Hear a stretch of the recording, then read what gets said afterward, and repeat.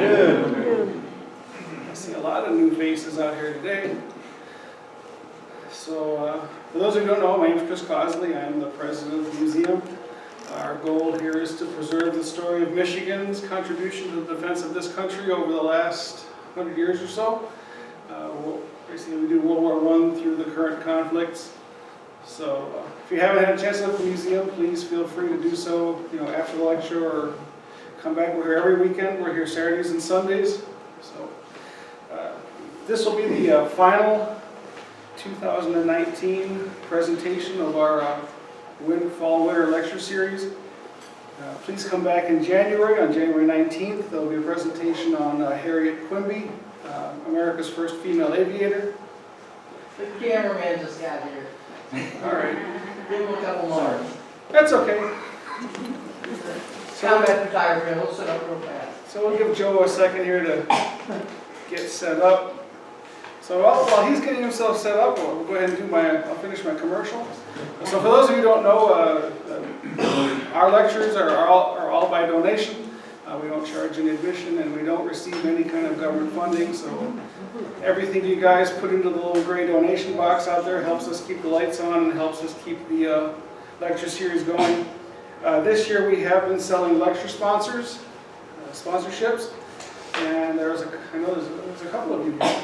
So our sponsors this year are Socrates, Sturgio, and family out there. He's hiding. Amelia Lowe and George Maddish. Carl and Marshall McDaniels, but unfortunately, Carl's very upset. He's missing your lecture. He's ill today. He called me this morning. He's quite distraught. He loves tanks and tank destroyers. And then Dave Corey and Rita Monroe. Dave and Rita's outside.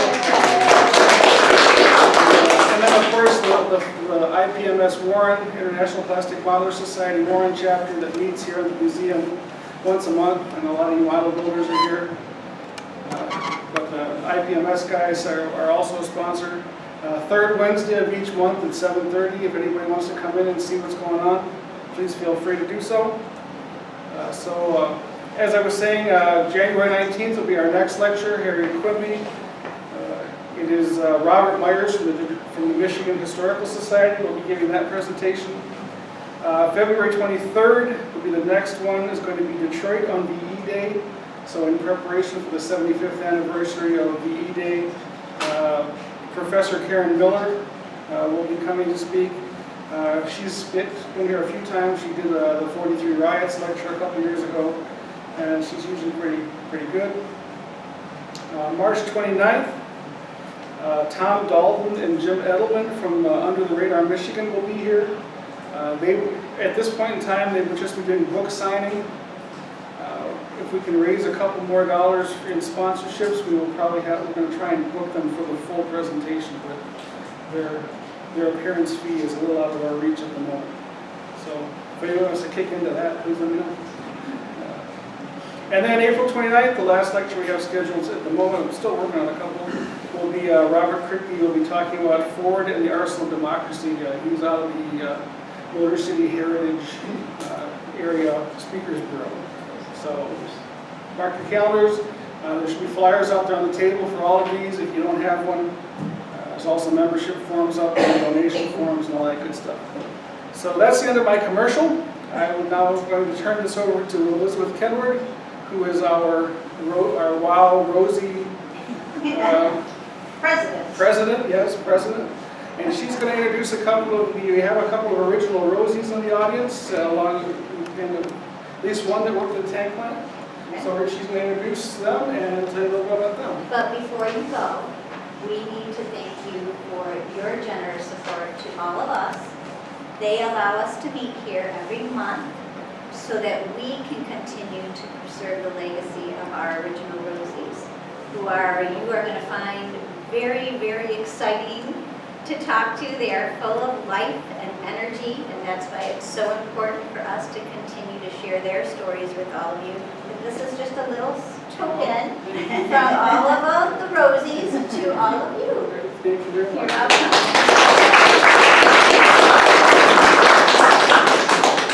My name is actually Betty Henward. Elizabeth is when I get in trouble, which is often. I am the president of the Eastern Michigan WOW chapter of the American Rosie the Riveter Association. Does anybody here know what WOW stands for? That's why we're working so hard to continue this legacy. WOW stands for Women Ordnance Workers. And the women who worked on the planes, as well as the tanks, as well as the munitions, worked with ordnances. And those beautiful ladies that are seated over there, ranging from ages 100 on down, are original Rosies. So girls, if you just wave your hands when I say who you are. Hold up your arms. There's Rosie Virginia, Rosie Clara, and Rosie Phyllis. Rosie Phyllis right in the back there, right over, if you can see her, just turned 100 years young. So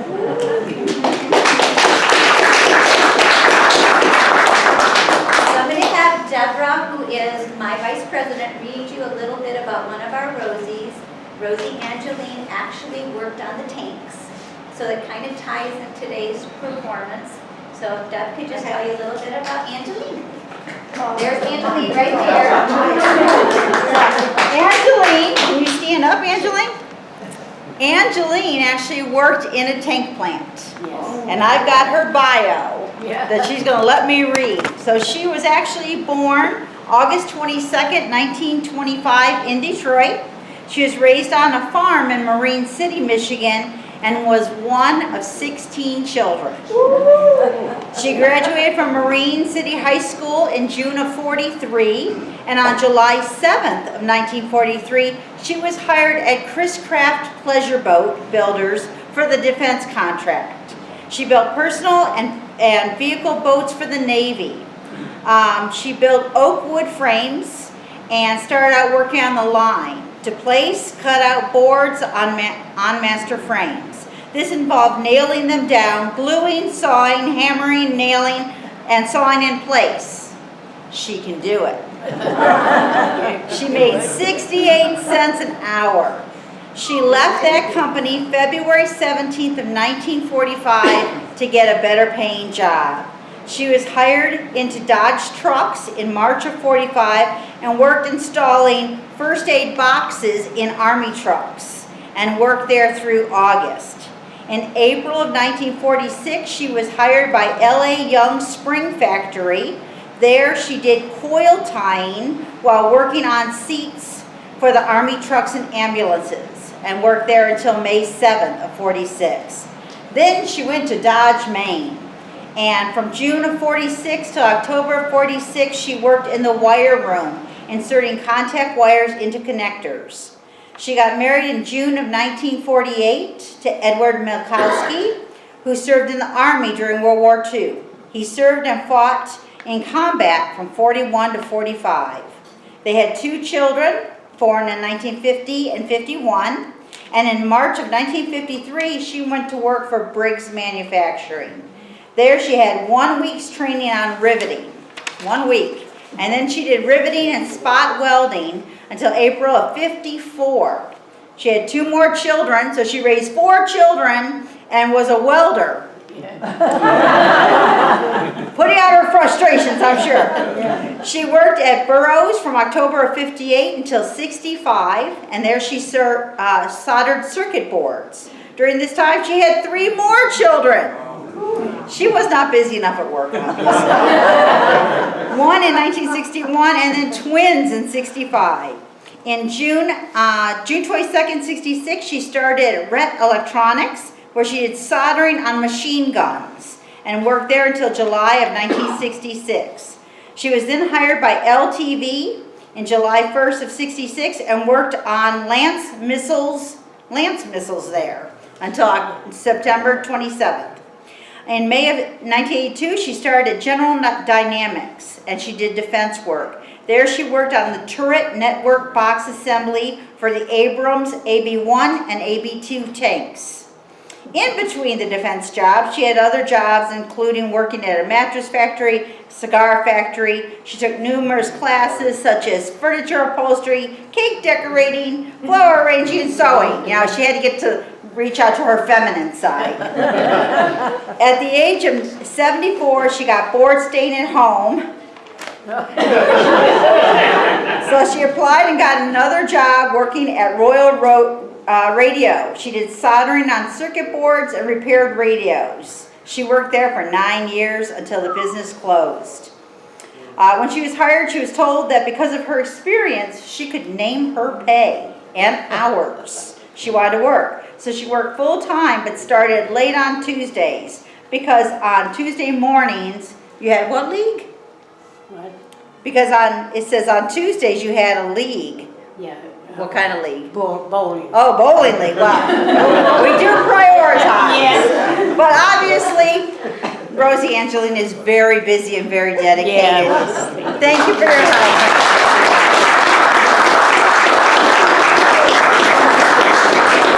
One of the other reasons why we call our chapter WOW is because after you hear their stories, the first thing you say is, wow.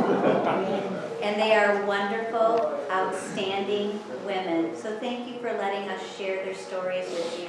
And I hope you will help us to help continue their legacies. Thank you very much.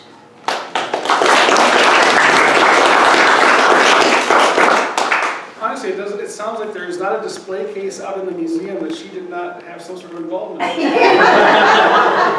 maybe that's the model we need to Yeah, have. yeah. It's going to be All Angeline. right, so I guess I want to introduce Doug Harvey, our World War II vet, who is joined us today. He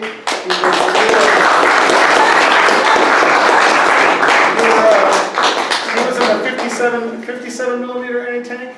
What's that? 57 millimeter anti-tank. Okay. Yes. Yeah, he was on an anti-tank gun. Yeah. So he had some first-hand experience about the tank destroying. You got one, right? Mark IV? Yes. Yeah. All right, so without any further delay, I turn it over to Colonel Fred Schwarz, retired. Yep. And take it away.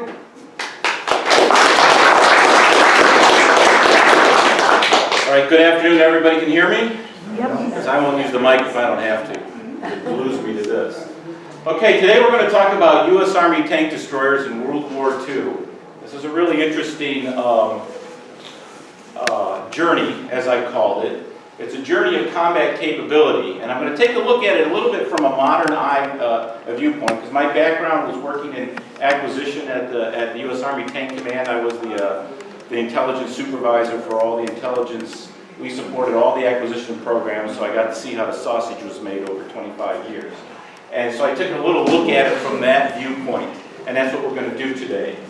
Why did I call it a journey? Well, the tank destroyer concept has been considered by many after the war to be a failure. I don't really think it was, and I'm not sure that's the right way to look at it, or that it was obsolete by the time the war was over. So I'm going to kind of take a look and see if is that the truth. We're also going to take a look, how did the tank destroyer concept come about? That's really important to consider whether it was a failure or not. And then what did the tank destroyer concept do for the Army during World War II and into its future? Today we call this combat capability development. What the Army does is it comes up with a concept. It needs to have a certain capability. It looks to see if it has that capability within its force. If it doesn't, it says they have a capability gap. And then they look at ways to fill that gap, either by doctrine, by training, or by developing a piece of equipment or combat platform that can take care of that capability. So then you come up with a capability solution. So I'm going to be talking about capability a lot during this presentation. And this is the actual document that comes down from the Joint Staff that tells us how to do that. It's about that thick bunch of rules. It's real boring. But that's really how it comes out to be. Let's take a look at the need. In 1939, the United States Army was really small. It was a small, about 180,000 man army thereabouts. Most of combat capability in the Army was in the National Guard, part-time soldiers and whatnot. And a lot of our modern doctrine had not yet been developed, if even thought of, that we end up fighting with in World War II. A lot of us was just starting to think about it. Well, what happened in 1939?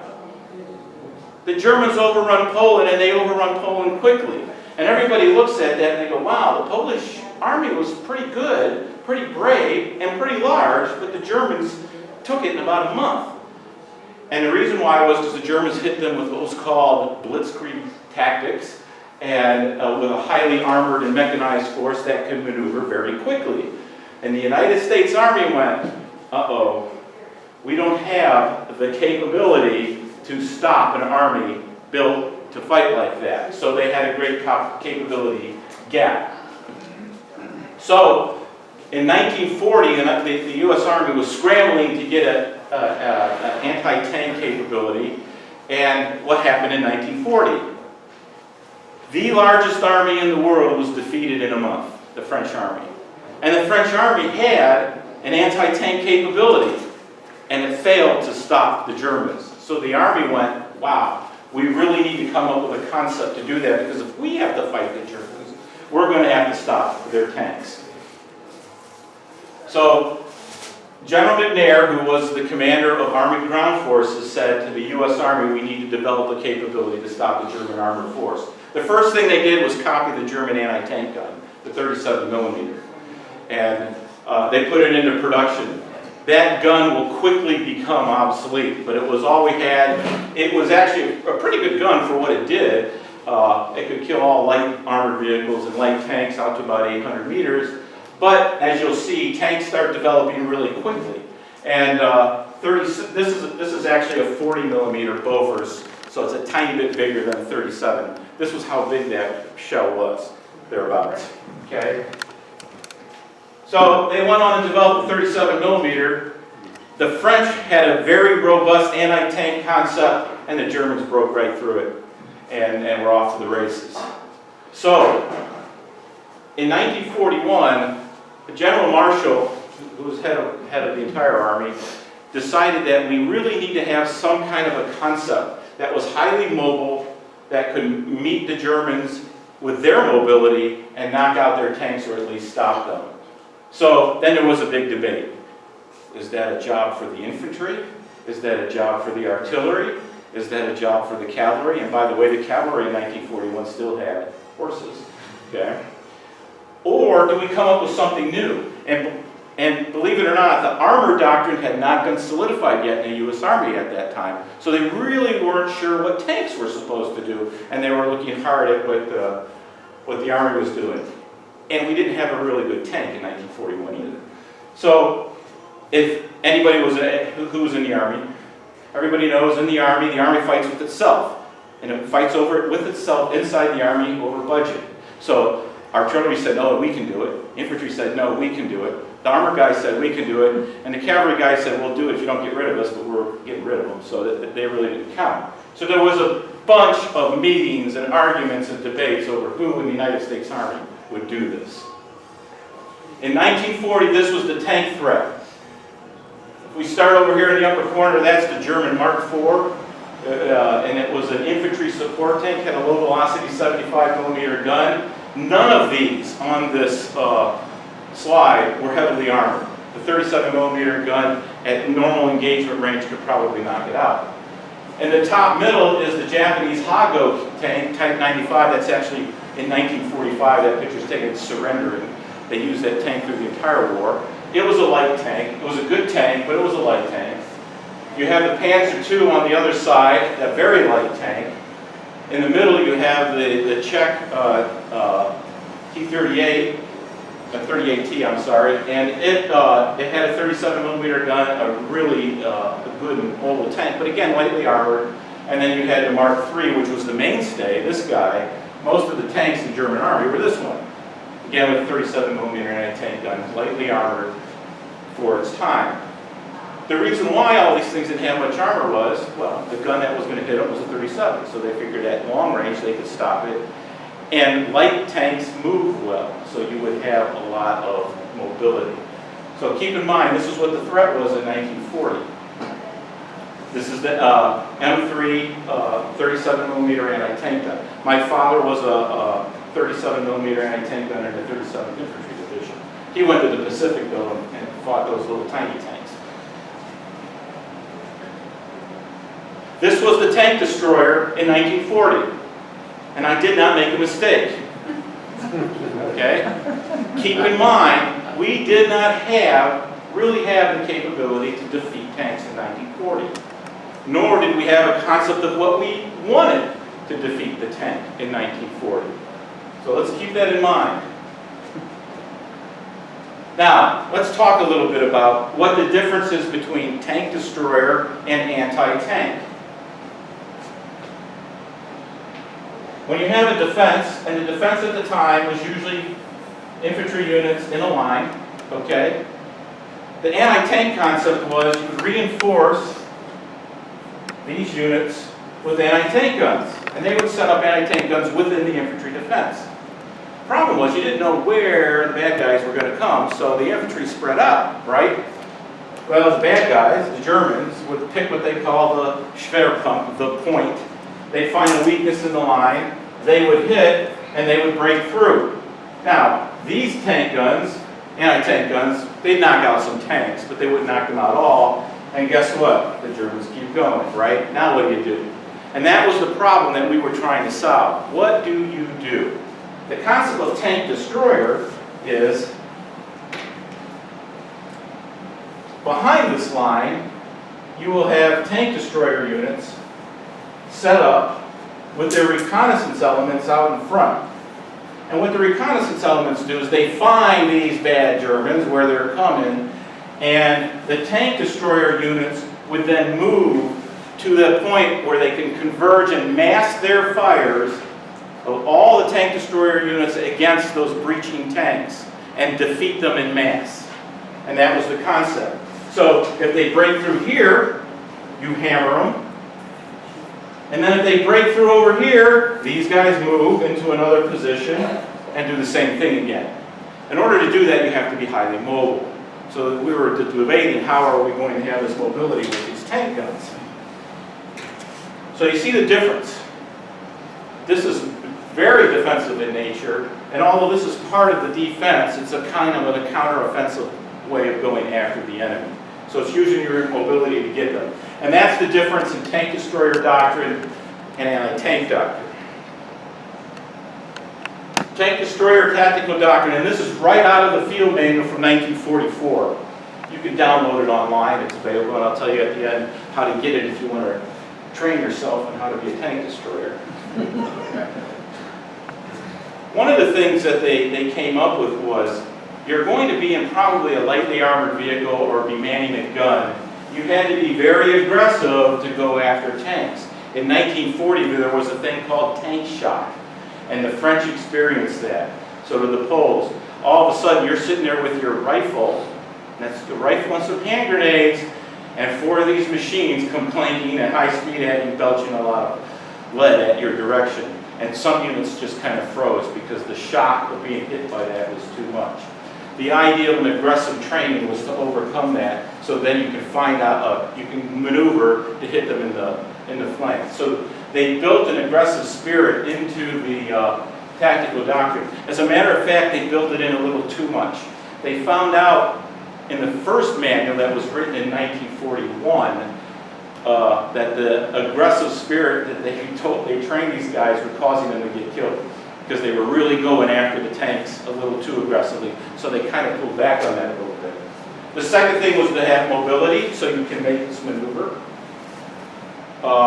You had to cooperate with other troops. The one thing these guys can't really do is hold ground against other infantry, because they don't have that small arms firepower. So you had to have cooperation between artillery, infantry, and the tank destroyer units, and armored units if they're there. The second thing is the fundamental principles were you had to have reconnaissance. And this is what was called combined arms. It was the first unit in the United States Army that took two different arms and put them together. It took a gun arm, a firepower arm, with a mobile cavalry, the Reconnaissance guys, and put them together under one commander. That had not been done before in the U.S. Army. So it's the beginning of a combined arms concept. The idea was you had to have dedicated reconnaissance out in front of you, eyes on the enemy, so you can predict their route, find that terrain, because another part of reconnaissance is to find good terrain, from which to emplace your guns to defeat the enemy. You had to be able to move into position, engage by fire, and then move to another position. So mobility is crucial. Tank destroyers, they ambush hostile tanks. They do not charge or chase them, okay? Because guess what? The tank will probably end up turning around and defeating you. When enemy tanks advance, the tank destroyers will hold their ground. And we'll see in one action where that was very successful. When enemy tanks withdraw, they move in forward positions to continue to engage them with long-range fires.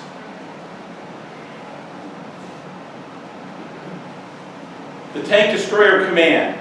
The Army debated, do we stand up another branch, like the infantry branch or the artillery branch? And they decided not to. What they established was kind of a quasi-branch, and they called it the Tank Destroyer Command. And the Tank Destroyer's Command's mission was to develop the doctrine, develop the training, train the force, and importantly, equip the force. So determine how and what they're going to build to make this thing work. They established a planning branch under Lieutenant Colonel Andrew Bruce, who will later on be a Major General within 2 years. So he did quite well. And they came up with two concepts. They'll have a tank destroyer command and independent tank destroyer units that will work as I just mentioned, and they will develop anti-tank battalions for the infantry division. That was the kind of unit that you were in. The anti-tank companies in the infantry regiments and anti-tank battalions at the division level. So it was kind of a combination. The infantry school would manage the anti-tank guns that were organic to the infantry, and the tank destroyers would be the mobile force behind them. Now, you come up with a concept that before you spend the money on building a base, building training, buying equipment, manning it, which was a lot of money, you got to figure out, does it work? We just don't do it because we think it's going to work. And back then, they couldn't do computer war games. They went out in the field and they did maneuvers.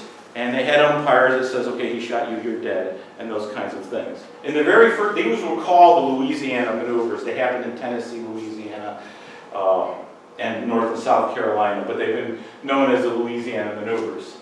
The very first one, they had no anti-tank capability, and that showed them the armor forces defeated the infantry forces and broke through every time. So that confirmed the need for the capability and confirmed the capability gap. Later that same year, in the Louisiana maneuver, they came up with makeshift tank destroyers. They painted trucks and called them tank destroyers, put a wooden gun on them, and they went out there and they practiced the concept, and it stopped the enemy tank advance. So now they're on to something. And then in the last set of maneuvers in North and South Carolina, they actually used real trained tank destroyer units, and they again stopped one of the armor divisions. They also were looking at what was really happening in the desert. The Germans had a Panzerjäger doctrine, and it's kind of a combination anti-tank and tank destroyer, because they came to the conclusion also that just spreading out your anti-tank guns didn't really work, and they started massing them in what was called the pack front, the Panzerabwehrkanonen front of units. And the idea was you canalize the enemy tanks into a position where these massed anti-tank guns would fire into them. And we were looking at that. And it was very successful. So we came up with the Tank Destroyer Command. First was established at Fort Meade, Maryland. Now, if you've ever been to Maryland, you don't have a lot of room to maneuver in Maryland. So they started developing the doctrine and everything, and they said, we need a lot more land. So they went to a wonderful place called Killeen, Texas, Have you ever been to McLean, Texas? It's in the middle of nowhere. It's still in the middle of nowhere. And they, by using emergency war powers, they purchased all the land out there. They just displaced families that had the land forever. They paid them well, but you know, they didn't have a choice. Here's your money, get off, we're making a base.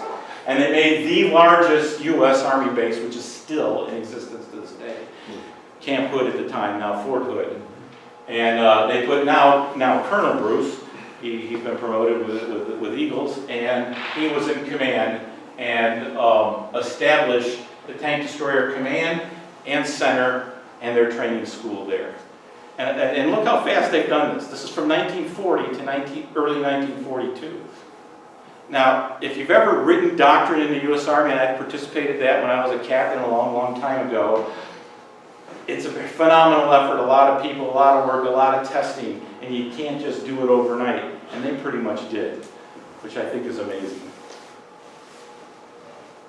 All right, then there was this argument, and this argument did not get settled until 1945. Do we use guns with a gun on a carriage that's immobile except when it's towed by a truck or a half track, or do we make a vehicle that has the gun that is self-propelled so the gun can maneuver around? And this was a huge fight. General McNair wanted guns. Why? He was an artilleryman. He understood guns. And he figured the gun was inexpensive. I could make a $1,000 gun and it could knock out a $30,000 tank. To him, that was economical, and that's what he was thinking. General Bruce, however, he said, I don't want those guns because the problem with it is when I go to move them, I have to hook it, I have to drive up the prime mover, I have to stand up, I have to hook it up, I have to reload my ammunition on back of the truck, and then I can move. In that time, the enemy's going to go, hey, they're hooking up their guns, they hit you with artillery, and you're doomed, okay? So he did not want that because it didn't really, to him, meet the mobility requirement. So he wanted to have a self-propelled one. But you remember that picture of the one from 1940? We didn't have it. We had anti-tank guns. So, in the great way of making decisions, we decided to do both. We would have some battalions that were equipped with guns, and some battalions that were equipped with self-propelled vehicles, which we had yet to develop. So, we started trying to figure out what to do. And I'll tell you, I could do a 2-hour-long lecture just on the concepts that we tried. They tried all kinds, and these are some of them. And I'm not going to really go into much detail about them, but they were all failures, every one of these, okay? They just didn't quite make it. The most interesting one is up by the word proposals. That was some tractor company in Cleveland, Ohio came up with this idea, and they put a 3-inch gun on this thing, and every time it fired it would flop over, catch on fire, do all kinds of stuff. They actually put it into production, and this was one of the first congressional investigations to the misuse of funds, because they built 200 and some of them, and General Bruce goes, you got to be kidding me, I don't want these. See, in the Army back then, the command said, I want something, and the ordnance people said, okay, thank you, go away, and we'll figure it out, and we'll get it for you. And they did. And that was what ordnance came back to him, and he goes, I don't want this stupid thing, and he didn't use it. The only one that actually saw some use that was quite effective was this guy right here. That's on a half-track, that's a 57mm gun on a half-track, and the Russians loved these. So we built a bunch of them and gave them to the Russians. But we did not use those. We tried putting a 37mm on a Jeep. Well, with just the gun, it was fine, but when you put 4 cases of ammo on it, the thing couldn't get out of its own way. It lost all its mobility. So we tried putting it on a little bigger truck, and it still had the same problem. It just didn't work. So we were back to this. This is what we first started equipping the tank destroyer battalions with, the 37mm gun, and we hooked it up to the Jeep. And that's what you did. You drove it around with the Jeep, or you got a bunch of Bubbas, and you moved it like they moved guns in the Civil War, by pulling them. And that's what we first went in with that was our first towed tank destroyer, back to the anti-tank gun, 37mm. But then we found out, as the war went on, it wasn't killing anything. So we went to the 3-inch gun. This was a Navy gun. What was interesting, the United States Army was really kind of behind the curve in developing guns, so they just went and looked out what we had. Well, the Navy was really good at guns because they put them on ships and they needed them. So we took the 3-inch gun from the Navy, and unfortunately, though, we didn't develop a good carriage. We just plopped it onto the artillery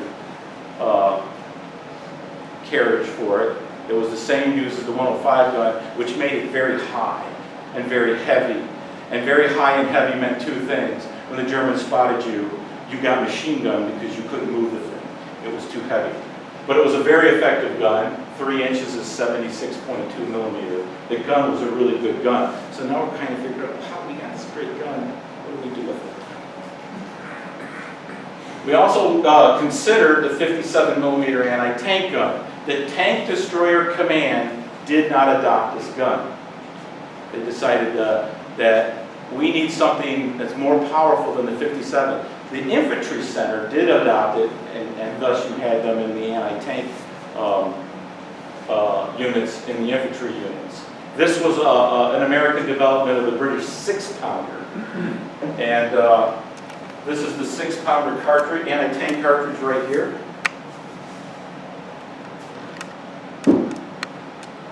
And this is the 57 millimeter anti-tank cartridge. You're going, what's the difference? There isn't one. It was the same thing. But notice, in order to kill things, what's happening? It's getting bigger. Two things. It's getting bigger, and you're getting more powder to push it faster. Okay? So this is not a tank destroyer. This was an anti-tank gun. So we went back to the idea of let's put guns on back of trucks. So we took the Dodge WC-52, sent it out to South Dakota, Fargo, South Dakota, where a company mounted a 37 millimeter anti-tank gun on it. And this was not intended to go into combat. This was intended to train people on tactics and to develop the tactics and doctrine. But like anything, when you have it, you use it, and it ended up going into combat. The picture on this side shows it in North Africa fighting against the Germans. What do you think happened to those guys? They got hurt because they had absolutely no protection. So we had the half-track, and the white half-tracks, the M2 and the M3 half-tracks are wonderful vehicles. And so the Tank Destroyer Command, knowing that this would be an interim vehicle, this was not intended to be the final vehicle, but a vehicle to get the M5 gun onto a vehicle, we call it the M3, with the M5 gun on it. And the idea was it would fire at long range, and the light armor of the half-track would protect you against machine guns and shrapnel. And actually, at long range, it was very effective because the front view of that is very thin. And if you properly emplace it, the enemy had a hard time spotting you. But once they spotted you, any return fire would probably kill this vehicle because it was so lightly armored. But we used these in the desert. These were also then, after the Army was done with them, what does the Army do with its equipment it doesn't want anymore? It gives it to the Marines. And the Marines used them in the Pacific right up to the end of the war as a fire support vehicle, and they loved it. So this got the 3-inch gun onto a vehicle. Now this is not a 3-inch gun, Ron, we don't have one. This is a 75. It's 76.2 millimeters, 3 inches, so it's about that size, just to give you an idea of what we're going. Its casing was much bigger though, because it was much more high velocity. Then we took the Sherman chassis, which was a great vehicle. The Sherman was a great vehicle. I will argue all day that it was the best tank of World War II. But it was also mechanically reliable. So we took the Sherman chassis, we put light armor on it, not heavy armor, and we put an open top turret, and we put the 3-inch gun on it, and we came up with a 3-inch gun motor carriage M10. And these were called, the British called them the Wolverine. We never officially named it, but that kind of stuck. Why do you think it was open top? Anybody have an idea? Cut down on weight. That's part of it, cut down on weight because you didn't feel you needed the armor on the top because he's going to be back. Observation was the big thing. You had all 4 crewmen up looking with their binos, sir. Oh no, PT hit on. You got it, yep. Observation was the big thing. As a matter of fact, how do you think this thing would be used in cities? Subject to sniper fire. That's not Subject to good. sniper fire, dropping grenades on it. Believe it or not, they were very effective in the city. And when the infantry went into Aachen, they had 2 battalions of these in support, but they employed them properly. What they would do is they would clear into the city, then bring them in behind them. As they went down the street, they would keep the guns 2 blocks behind where it was already cleared, outside of sniper range.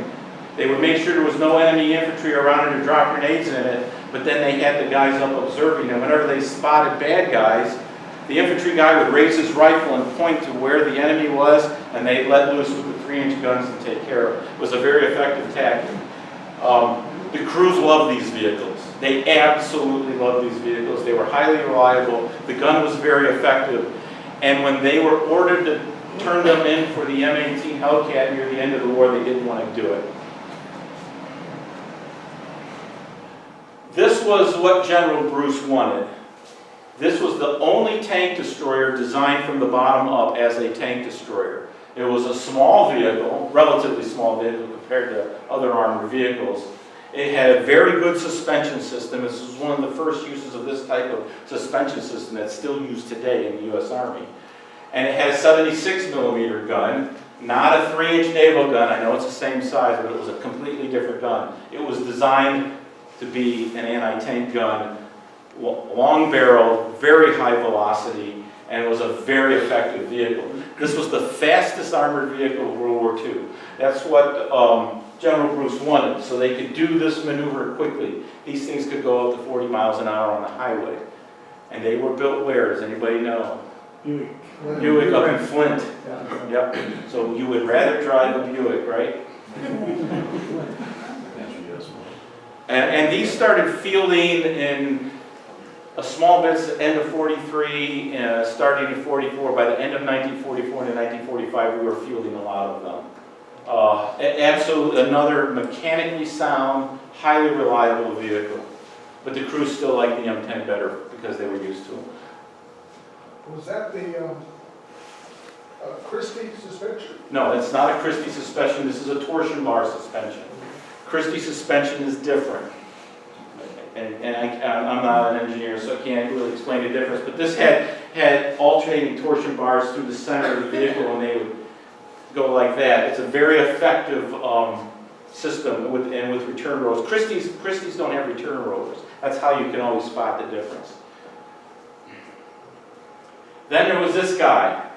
Well, when the Tigers and the King Tigers and the Jagd Tigers and the hunting Jagd Tiger 2 showed up, we did not have anything that could defeat them frontally. As a matter of fact, we couldn't defeat the Panther frontally outside of 500 meters with any of the previous guns. So we were developing out of the 90mm anti-aircraft gun an anti-tank capability, just like the Germans did with their 88, but it's heavy. So we needed a vehicle that could do it, and we never could design, we didn't design a vehicle from the ground up. We took surplus M10A1s that were built by Ford, and we built a bigger turret, and we put this on, and it came up with the M36, which was unofficially known as the Slugger or the Jackson. The British called it the Jackson, we didn't. The Slugger name may have been from World War II or come after, no one really knows. Initially, General Bruce did not want this vehicle because he wanted every of his effort put into developing the M18. But when European Command started screaming, we need something to take care of these big cats, they fielded these. When they went into combat and they were killing everything that they came across, they started saying, give us more. So we had to take Sherman chassis, sacrifice the mobility because of the heavy armor on it, and plop a turret on it. Then we took M10s, took the turrets off, and converted them near the end of the war. Integral to this was that reconnaissance. How do you do reconnaissance? Well, you got to develop a light vehicle, and we came up with the M20 and the M8 series, and also the M3 Scout Car, which was used a little bit, but not too long. Based on a 2.5-ton truck was the M8 Greyhound, had a 37mm gun for self-protection, and a 50 caliber machine gun. The M20 was the same vehicle without the turret, just a machine gun on it. These were highly mobile. They could move fast. They had very high power radios so they could get out in front of people. Their idea was not to fight. The idea was to go find. And these were the reconnaissance elements within the tank destroyer units. Very important vehicles, actually. Okay, how did we do this? Well, here's why we start seeing how the tank destroyer concept sort of maybe worked and didn't. We had this concept that we were going to stop the mass German armor attack against us. Well, guess what? When we got into the war, we were on the offensive mode strategically. And only occasionally did the Germans take the operational offensive against us, never a strategic offensive. So we never faced that mass German armor. So the concept, the capability that it was meant for never really came about. So, and then by end of 1944, the Germans were running out of tanks. We really didn't have many tank battles as compared to the Russians. I mean, you read about them. If you compared it to, though, the German armor was destroyed on the East Front. And what was left, we fought. And we'll go through some of the great armor battles and how tank destroyers worked on it. But we never really faced that massive German armor except in North Africa. And maybe, you could argue, maybe in the Battle of the Bulge. So, did the Army have an excess capability already in 1944? That's a good question. All right, tank destroyers in action. This is a famous picture of the tank destroyer unit at El Guitar. That's one of the company commanders telling his lieutenants where to in places. And remember the gun on the half track, the M3. Very famous picture of that action. So we're going to take a look at some different situations where the tank destroyers were used. The first was the 601st. That's what the previous picture was, the 601st Tank Destroyer Battalion, and the 899th. This was at El Guitar. This is after Kasserine Pass, and we started counterattacking against the Germans. And the Germans had a doctrine to attack whenever they can. So we're counterattacking against the Germans, and they counterattacked us. And we knew they were coming. Because why? We had all the reconnaissance assets out there, and we saw them coming. That gave us enough time, if pointer, so yeah. If you look up here, these are the tank destroyer units. And that's all high ground. So remember the guy on the M6 with the Dodge truck with the 37 on it? And the M3 half-tracks, those were in the 601st. They went up on the high ground and were firing down into the Germans as the reconnaissance units kind of maneuvered the Germans into this kill zone. The Germans saw what was happening and tried to take that high ground. And that's where the tank destroyer units suffered some losses when the Germans tried to take that high ground. But what then happened is the Germans looked like they were just about to break through. Remember that breakthrough that I was talking about? Just as they were about to break through, the 899th with M10s came down the valley floor with their reconnaissance guys in the lead, found the German tanks, and started picking them off. The German offensive was stopped. Over 30 German tanks destroyed, and apparently a few Tigers were killed by the M10s, which was interesting. But there were heavy losses to the M3 and the M6. The M6 was immediately withdrawn from service. It was found that it's suicide to man those things. And the M3's days were kind of over, and they said, "We hurry up, get us more M10s." So that's what happened on this. But what this proved was, when the Germans did mass their armor, and if we found them maneuvering, the doctrine worked. Exactly like it was planned. You kind of put an anvil, which was the 601st, and the hammer was the M10s of the 899th. Okay, the Morton counteroffensive. Anybody ever heard of the Morton counteroffensive? This was after Normandy, and where we made the breakout. Hitler ordered us to cut off the Cotentin Peninsula, and so they counterattacked into 2 U.S. infantry divisions. And it looked for a moment that it might actually work, but it really didn't have the power to do it. This is an example of the towed tank gun in the defense. This was a M5 3-inch gun tank destroyer unit where the lieutenant went forward, he talked to the regimental commander, and the regimental commander made a smart decision. He turned to him and said, "Lieutenant, you're the guy that's trained in this. I'll give you all my anti-tank guns. You figure out how to defend with it."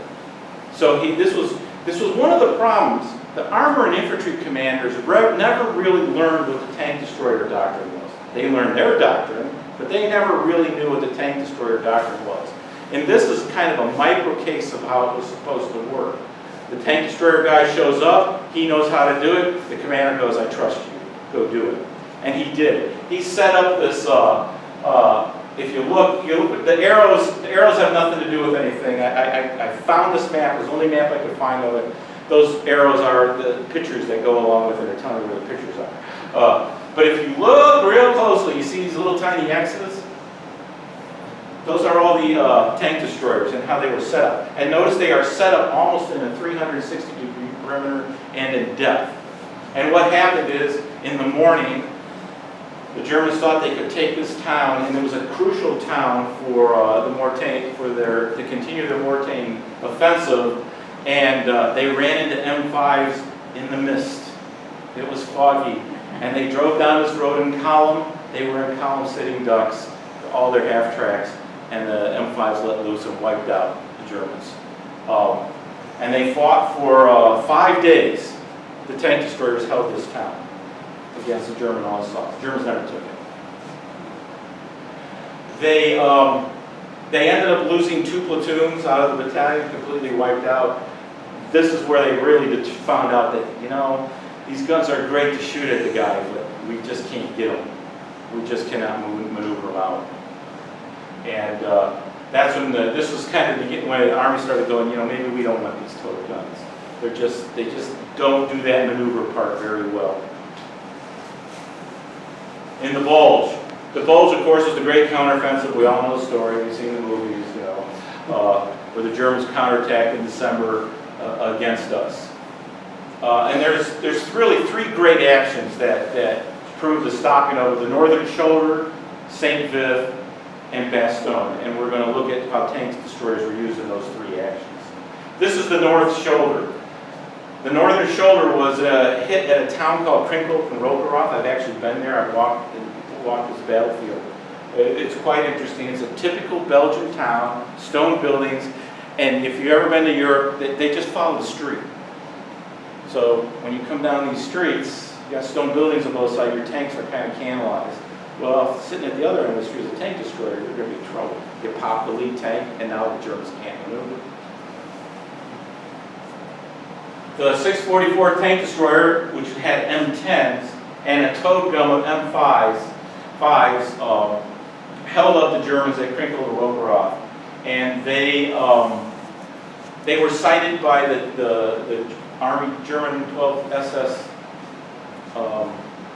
Panzer Division commander says it was the tank destroyer's heavy resistance that stopped me from advancing in a timely manner. Now we had to pull out of Krinkel and Rokeroth, but it was the delay that happened here that held out. And at the bottom here you see this happy crew of an M10 tank destroyer. They were an ace. They killed over 5 German tanks in this engagement.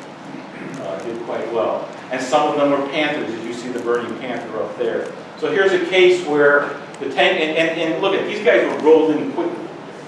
We all understand the Bulge. It was like, uh-oh, the Germans might break through, and we just started plugging gaps. We knew we had to hold this shoulder, because if we lost the northern shoulder of the Battle of the Bulge, they could get to the river quicker and get around us. So by holding the shoulder, we forces them to go south and around and up to get across the river.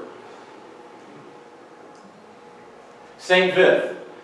A couple years ago, Phil Naud came here and gave a great talk on the Battle of St. Vith, looking at the 106th Infantry Division, which was, everybody criticizes for surrendering, but it's 2 regiments that made it off the Schnee Eifel, defended very well at St. Vith. He gives a great talk if you ever get a chance to see it.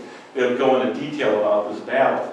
But a M10 battalion was way behind the lines, converting to M36s. So they had about half M36s, half M10s, and they get the phone call. Go to St. Vith and stop the Germans. Okay. So they moved out, they were in Holland, and moved all the way to St. Vith. Now we see not just tactical mobility of the Tank Destroyer Command, but the operational mobility. The mobility to go from one part of the front to another quickly and have impact on the battle. This was the battle that proved that they need M36s, because they ran into a lot of Tigers and Tigers IIs, and the Panthers, which nothing could defeat to the front. You had to hit it from the side and rears, unless you brought one of these guys with a big 90mm. And that's this. That's this one. Which weighs a ton. But this is the 90mm this is just the AP round, not the APCR, but it's the AP round. So if this was full of propellant, it would be twice as heavy. But so now you see how big it is, and of course with all that propellant, it's going to go very fast. So that's what was proven at this engagement. But this one shows the operational mobility of Tank Destroyer, and that concept works. That you could be in one part of the battlefield, and the need is over here, and the units can move quickly because they have the mobility. And one of the things about mobility, probably the most important thing about mobility that nobody considers is maintenance. If you can't fix them, and you can't fix them quickly, you have nothing to be mobile with. And American equipment was the best to maintain. It was the great concept in World War II. German tanks broke down left and right. Their transmissions were crappy. They caught on fire. Their gears flew apart. They had to be replaced constantly. Usually a German tank battalion could not move a long distance. They had to put it on a rail car because they'd wear out their tanks. American tanks and American tank destroyers could move over 100 miles without maintenance breakdowns. And that was crucial in these kind of battles. At Bastogne, we all know who won the Battle of Bastogne, right? It was the 101st Airborne. And they don't like to tell you that 2 tank destroyer battalions and a couple of tank battalions actually helped them out. Okay. They had 2 tank destroyer battalions, the 609th and the 701st, both M18s, these are with the new Hellcats, maneuvered. One was at the Sauer River, and the other was near Aachen. Got the order, move to Bastogne, report to the airborne commander, and he'll tell you what to do. So they did. And they got there. The 705th was sent out as part of Team Desobry, which was put in front of Bastogne. Team Desobry was pretty much wiped out over a series of days, but what it did was it slowed the Germans down and allowed the 101st to dig in and build its defense around Bastogne. The 705th destroyed 39 German tanks from 19 to 26 December, and they only lost 5 M18s. So they did a great job. The 609th was used mostly in a kind of an anti-tank role around the perimeter, but it was very effective. But again, what was the key was that we got there. You know, in the Civil War, they said who gets there the furthest with the mostest wins the battle, and this is an example of that. Other combat roles. Well, as I said, the Germans weren't massing tanks against us except in the offensives that I talked about. Most of the time, their tanks were either spread out or they just weren't there. So you have this asset, especially in Italy. Italy, we didn't face many German tanks after the initial invasions, but we had a lot of tank destroyer battalions. They ended up acting in many cases as artillery, in indirect fire, and it was so well used that they started training the crews on that, and they started issuing as part of their equipment all the stuff they needed for indirect fire. So they became artillery. Also was used as an assault gun. That's what I talked about in Aachen. That's really what their role was. Knock out bunkers, heavily dug in infantry positions. They were pretty good at it. And one thing tank destroyer units had was a lot of radios. So you could get all the way down to platoon level with a lot of communications, so you could maneuver these people. It was intended, so you can maneuver a lot. And so they were allowed to move from roles to role. They supported infantry, and as we were about to win the war in Europe, they started looking at, well, how can we use these in the Pacific? Because the Japs didn't mass tanks at all. They did once in Okinawa, and it didn't work. They got their butt kicked pretty bad. So they didn't really need an anti-tank role, except maybe an invasion of Japan. But what they needed was a lot of assault gun type of work. So they started developing tactics to knock out those very well-hidden Japanese bunker systems that was causing us a lot of casualties in the islands. So they started looking at that. One thing that happened in the Tank Destroyer Command, they had, above the battalion level, they had group and brigade headquarters. And the idea was that would be the guy that controls this maneuvering of the battalions. As I said, the infantry guys and the artillery guys, and those were the guys that became division commanders, they didn't grasp that. And when this colonel shows up with his staff, they go sit in the corner, I don't need you. So the group headquarters were rarely used effectively. That also happened in the independent tank groups too. Their headquarters weren't used that often. Some smart commanders went, oh, you're a headquarters, huh? That means you have radios and a staff and cooks and mechanics, and they used them as a task force headquarters and assigned armor, infantry, and tank destroyers to them and used them effectively. There were a few cases of that. But what the Army ended up saying is we don't need that level anymore. Near the end of the war, they decided to get rid of them. The demise of the tank destroyer. First, after 1944, that whole thought of what to do with these towed guys, the ones that had to be hooked up to a truck or half-track, they finally said, we're going to get rid of them. Turn in all your towed guns, you're going to get an M10, an M18, or an M36. And so they started retraining those battalions. After the war in Europe, the European Command did an assessment.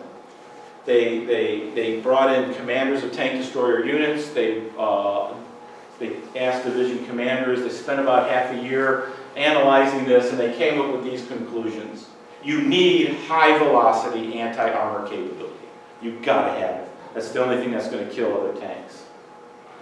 They said that looking at the modern tank that was coming out, the M26 Pershing with a 90mm gun on it, in a fully protected tank, that might not be as mobile as a tank destroyer, but mobile enough, they decided that we will now just give this mission to the tanks. So the tanks will have to train on their exploitation, their defensive measures, and maneuver and fire against other armor. And that was probably the smart decision. They originally said that the deep organic anti-tank defense would go to the artillery, but after a while the artillery went, no, we really can't do that. And that capability would not come until the 1990s when I get the Copperhead round. So that ended up being dropped. And they said that tank destroyers as a separate force was unnecessary. And that was probably a good decision. Now that doesn't mean it was a failure. And it doesn't mean, all it really means is that that concept of a separate force was really unnecessary, because what really kind of made it bad for the tank destroyer was when there was no enemy armor, you had this capability that you spent a lot of money, time, and effort on, and it's kind of like sitting there. There were cases where they turned, there was an M10 battalion in Europe that was turned into a military police unit. Okay. Park your tank destroyers and go direct traffic and arrest people. That probably went over well. But, and some of them were turned into supply units. They just, I have you here, your labor, go to work. It just, if the capability need was no longer needed, why do I have this force? So the Army went, oh, well, we'll need it sometime, so we'll train tanks. And if tanks go to a theater that have a lot of enemy tanks, they'll emphasize that training. And we train like that to this day. So that kind of stuck. So what did the tank destroyers do for the U.S. Army? Well, we go back to that slide where I showed you the 1940 tank destroyer, which was a blank slide. Along with that one, there was no doctrine, there was no training, there was no equipment, there was no anything. So, in just a matter of less than 2 years, the tank destroyers developed the concept, how to fight tanks, equipped the force, trained it, and got it over to theater where it actually went into combat. That's phenomenal. Really, if you understand what the United States Army was like in 1939 and 1940, and what it was like in 1942 and 43, they're miles apart. And that's not a lot of time. Nowadays, it takes us over 10 years to develop a combat vehicle. Okay, over 10 years. A lot of that has to do with the technology and all the testing requirements that Congress has put on it. And they're for good reasons. That back then, if it fired and it moved, it went to war. Okay, that was kind of it. We also showed the need that you've got to plan for and have the capability of high velocity fire to kill other tanks. When the Sherman went into combat, it had a mid-velocity gun. It wasn't low, but it wasn't high. In 1942, when it showed up on the battlefield, it could defeat any tank except for the Tiger.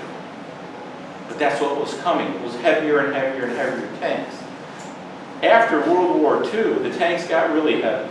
We call them medium tanks, but they were much heavier than what a medium tank was in the middle of the wartime. So it showed that we had to have this.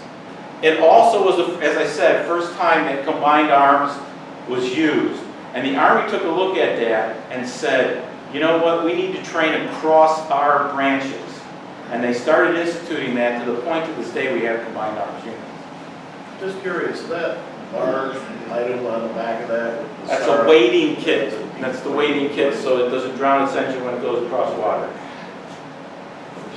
It also was the idea of understanding combat in depth.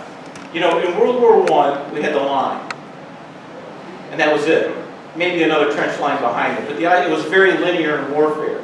World War II was changed the idea of combat, where you would have to layer your defense, use mobility, and fight in depth. And not just fight in depth, but maneuver in depth. And maneuver in depth means you might have a unit in Holland that the next day has to be somewhere in Belgium to do the fighting. And that was an eye-opener to a lot of people. It also taught the Army that you really have to train your guys to be aggressive. And aggressive training works, doesn't it? That's why you faced down a tank and knocked it out, because he was aggressively trained, okay? You just don't train them to shoot. You got to train them to have the guts to go do it, really. And it takes a lot of training to do it, because I'll tell you what, when I was in the infantry, they put us in a hole and they drove tanks over us. And it is not fun to have a 70-ton thing come driving right over your head, okay? It is a little bit scary. And that guy's not even trying to kill you. Think about when they are trying to kill you, okay? So the aggressive spirit was good. It also came up with the concept of support by fire. And support by fire is where you don't charge into the enemy. You find a good position and you hit him from 1,000 yards. You put fire onto him. You use distance as your favor. Which then in turn means you got to develop the weapons that can do it, because the ones we had couldn't. So you had to do that. You had to think it through.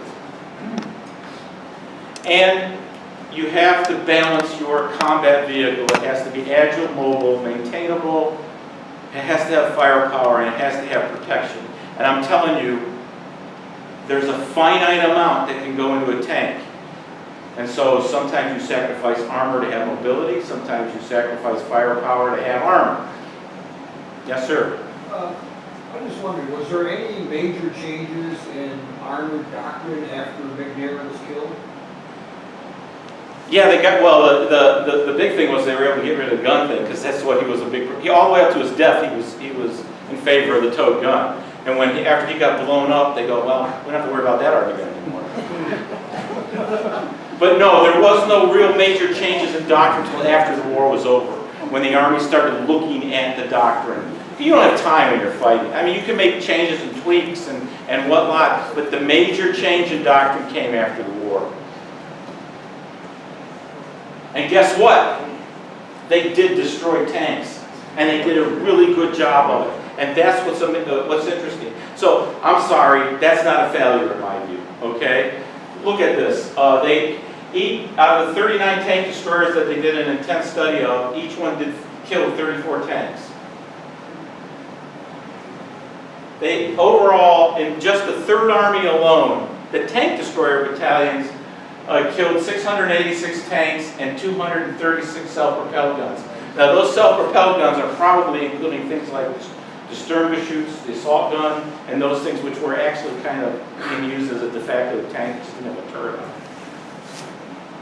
The 823rd said it was the best with 113 destroyed, and that was disputed by 773rd. One was from Michigan, one was from Ohio, so they probably are. No, I'm kidding. But that's a pretty good record. I never found the total amount that all was destroyed. I don't think they really knew. Not all units reported well.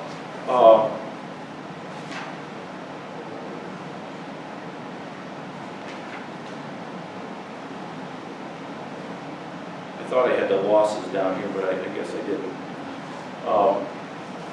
The losses were, in some cases, some of these units had a 10-to-1 kill ratio, but overall it was about a 3-to-1.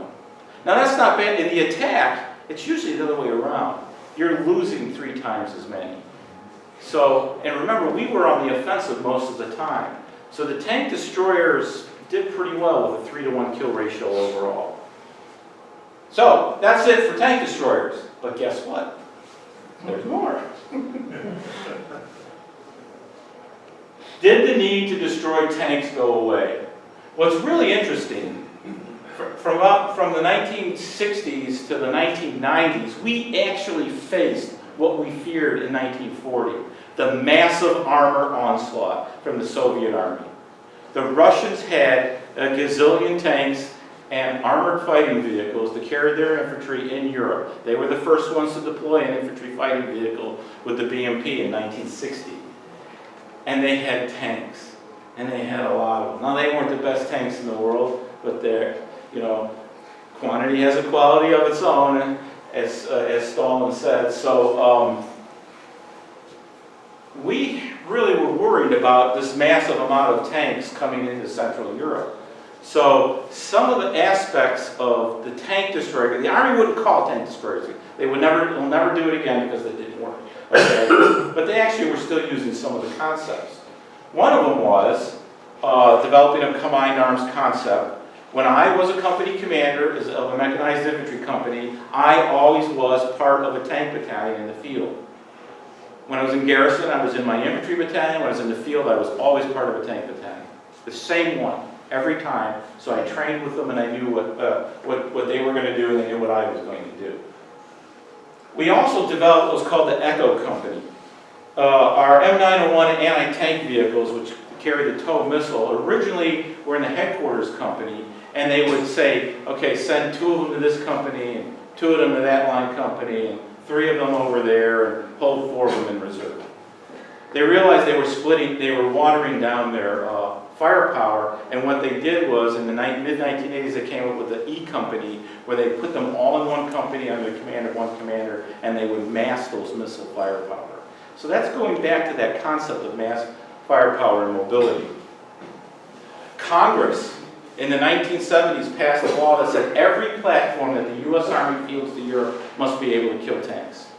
That's why the Bradley got missiles on it. The U.S. Army did not want to have missiles on the Bradley. Congress said, we did the math. You don't have enough tanks and enough M901s to kill all the Russian tanks. The Bradleys are going to help.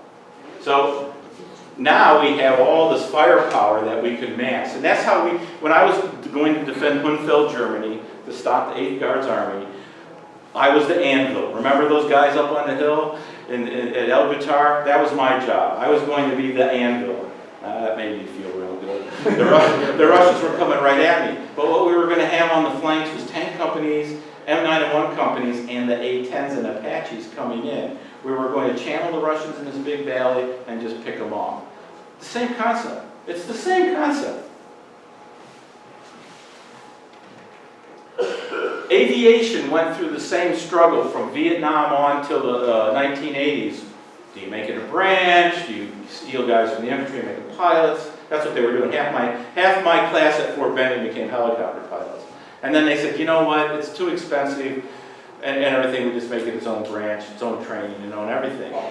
So they kind of inherited the tank destroyer concept because they are the very mobile. They are the guys that can go from here to there fast. You ever seen Apache fly? It flies really fast. And so, and you can mass 10 Apaches, each with 20 missiles, Hellfire missiles, fire and forget missiles. They can wipe out a whole tank regiment. 10 Apaches can. So we were adopting that into the aviation, that concept of anti-tank, tank destroyer, whatever you want to call it. The problem is they're extremely expensive. The helicopter are expensive, the maintenance is expensive, to get them to places is expensive, fuel, so it has its drawback. These are the anti-tank platforms that, through the Cold War up to the modern day. You know what's interesting? We went back to that concept of finding a vehicle and plopping something on it, just like we did at the very beginning, and we kind of didn't learn. You really got to design it from the ground up. But it's money. The M113 over here, which that's the M150 with a tow on it, and then we decided we'll put the tow missiles in a little turret with nobody in it, and you can raise up and protect the vehicle. That's the most produced combat vehicle the U.S. Army's ever made. It comes down to economics. It's expensive to make 200 vehicles. It's not as expensive to make those 200 vehicles out of something you made 10,000. That's why. The Striker is our current one up there in the far right. And it's the same concept of having a turret that comes up. Those are in the Striker battalions. That's their anti-tank capability. Plus we have Humvees that have tows on it. We use those effectively in Iraq. As a matter of fact, that's how they killed Saddam Hussein's son. They didn't shoot him. They fired tow missiles at him. I'm not kidding. And that's how they got him. And then you have the Apache, which is Hellfire missiles.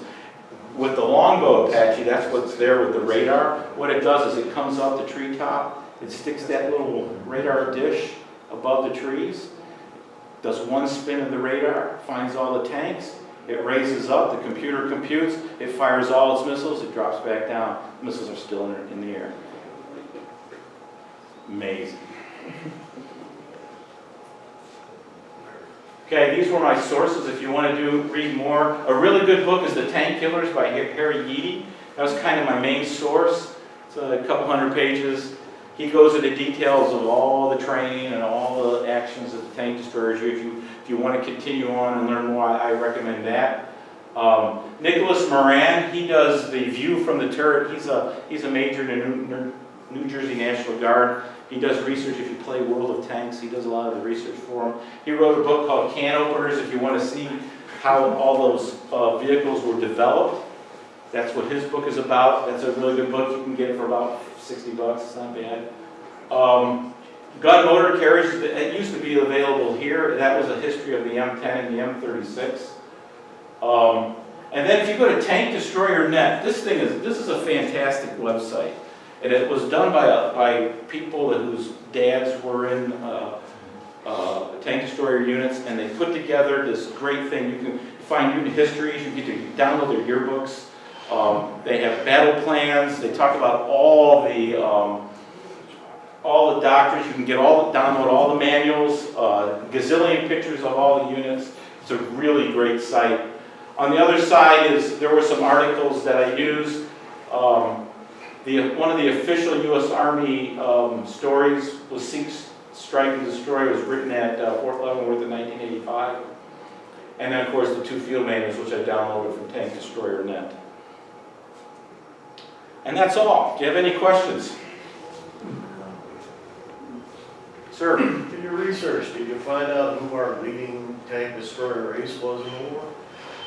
The only thing I found was that one crew, but I didn't go into all, let me see, there were 220 battalions, there was 100 battalions fielded, actually 70 made it to combat. That was a lot to look at. So, and like I said, they weren't all well reported, but a lot of that information is on there. I know that one crew was considered one of the best individual crews for one particular action.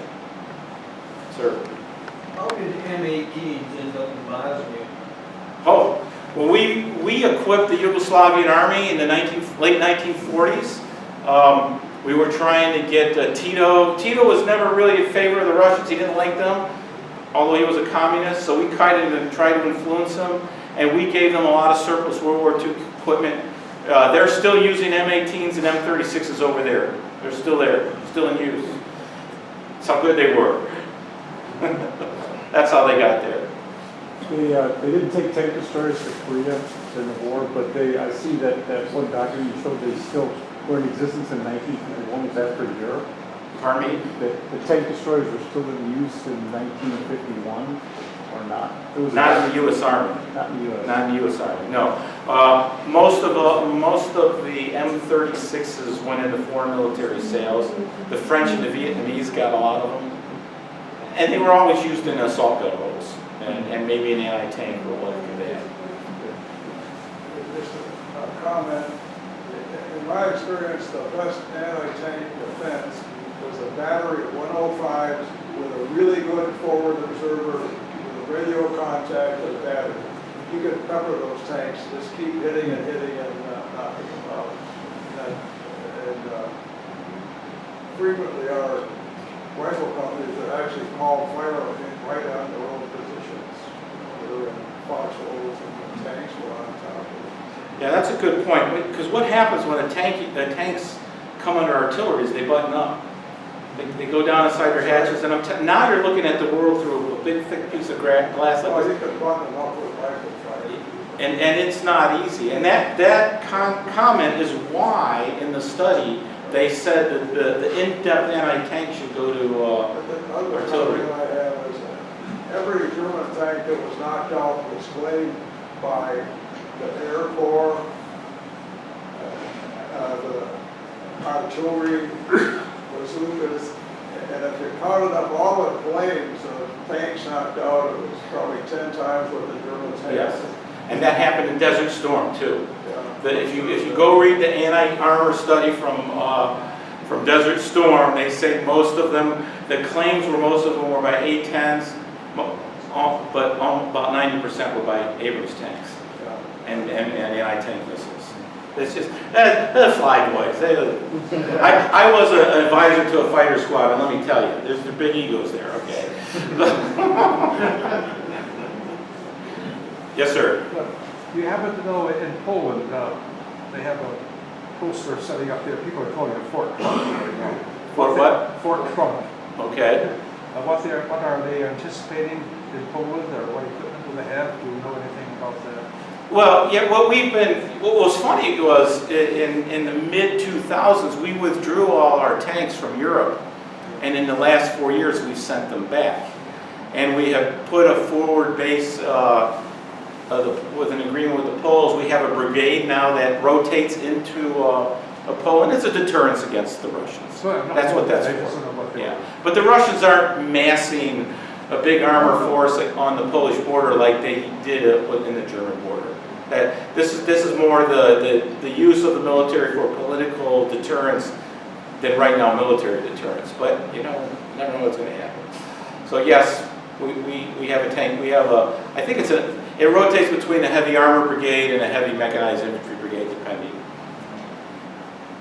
But it's not a permanent station right now. I bet it will become one. Now, Dave Corey was very nice to bring. His great uncle served in one of the tank destroyer units, and he has some pictures and the map where his uncle would have went across Europe. Do you have anything to say about that? Yeah, he was a tank destroyer driver. He drove the M36. He was in country, well, he was in basic in September 44, got in country, on the continent in January of 45, drove through on the M36, a 702nd Tank Destroyer Battalion.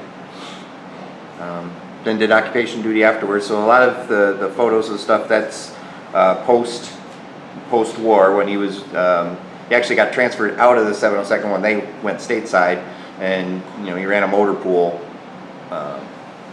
in Germany till 46 when he got out. But.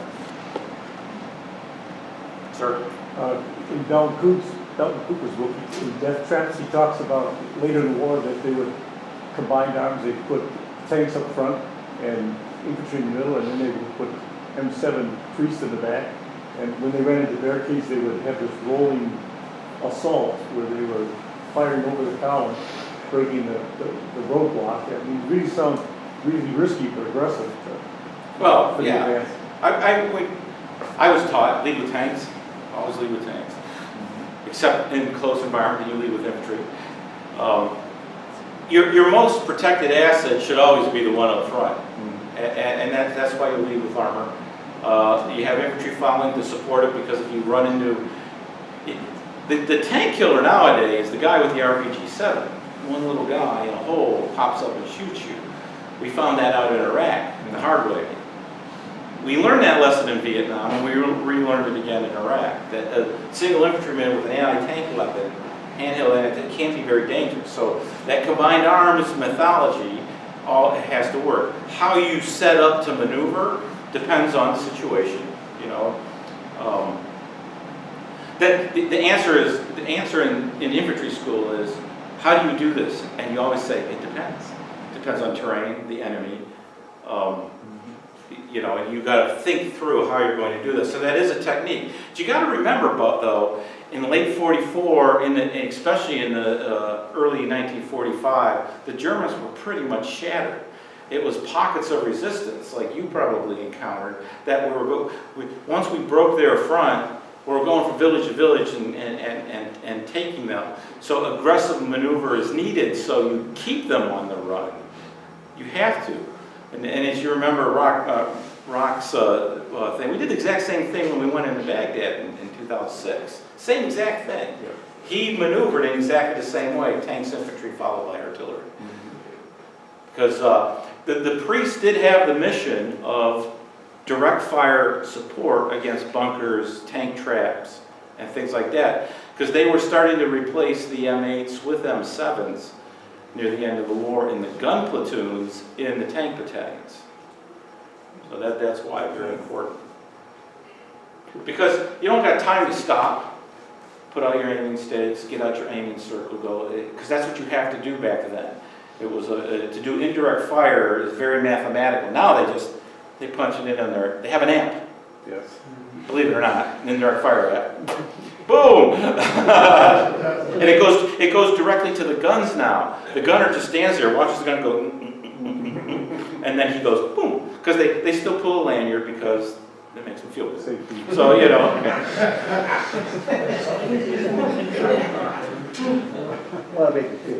Any more questions? You were saying earlier in the lecture about the 75mm mounted on the half-track, that the Russians really liked it. I thought you said that we didn't use it. The 57mm. That was 57 on it. Okay, so we used 75 in Pacific and North Africa? Yes, we used it. Ours was the 75. I thought you were referring to the half-track itself. It was the half-track. But we didn't use it. But we mounted the 57 on it, and we sold them to the Russians. No. The Russians liked the 57mm anti-tank then. They liked it so much, they developed the one that was a very high velocity one using a tungsten round, and it could kill Panthers. The problem was they didn't have enough tungsten. And so they didn't employ it that much. But they liked the 57, they liked everything we gave them. So once they gave it, they go, oh yeah, we'd like to send us more.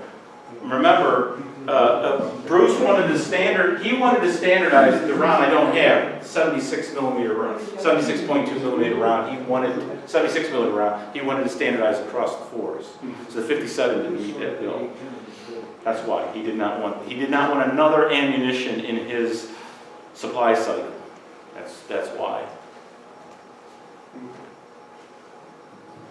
The Sherman tank, the Brits put a 17-pounder in it, is that equivalent to 90 millimeter? What was the 17 Firefly?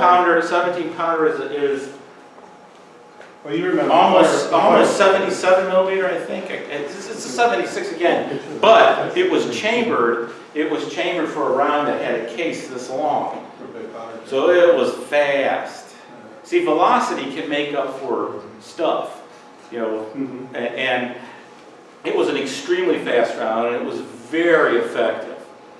There was two problems with it. We didn't make it, so we weren't going to use it. Okay, that's problem number one. Problem number two was the Brits couldn't make enough of them just for themselves.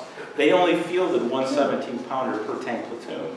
Oh, Okay, they didn't mass those, which was interesting. They put one 17-pounder and in a 5-tank platoon. It was 4 75 millimeter equipped Shermans and one 17-pounder. He provided overwatch in that platoon. Then what they do is they go, you know, this is a really good gun. So they modified their M10s and they called it the Achilles, and they put the 17-pounder in it. But that was Royal Artillery. They kept the anti-tank concept in the artillery, and those were all artillerymen, and they employed them in batteries, but they used it for mass fire. So they were starting to do that, but it was you got to imagine though, to be able to handle those kinds of pressures, it's got to be a very well-made gun, so it takes longer to make and whatnot. So there were productions with it. The United States ended up with 2 battalions of Fireflies in Italy in late 1940. Why they went to Italy, I do not know, because we weren't facing tanks there. But that's where they ended up, and I don't think they saw combat. We did end up buying them. Yeah, part of the problem with the 17-pounder was the Sherman was in England and it was remanufactured. So they weren't manufactured with the 17-pounder. It was a field conversion, basically. Yeah. So it took a lot of work to have. Yeah, and what's funny was they were using the old turret, and they had problems for ammunition storage because that was a big round, and they had to put a counterweight on the back of the turret, and it was again more weight on the tank. It had all these issues for not being, again, not developed from the ground up.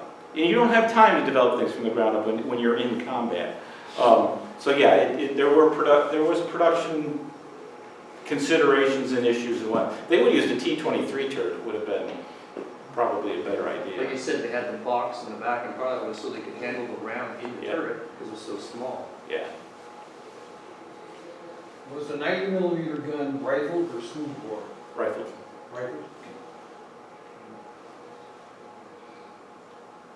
Okay. We have a great audience. Thank you very much.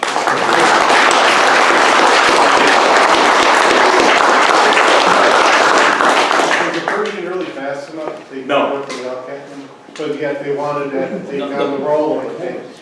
As a matter of fact, the complaint about the Pershing was it used the same Ford GAA engine modified for the Pershing, so it was called the Ford GAA. It did have a different letter designation because it had a different manifold. But it was the same engine being used in the Sherman, so guess what?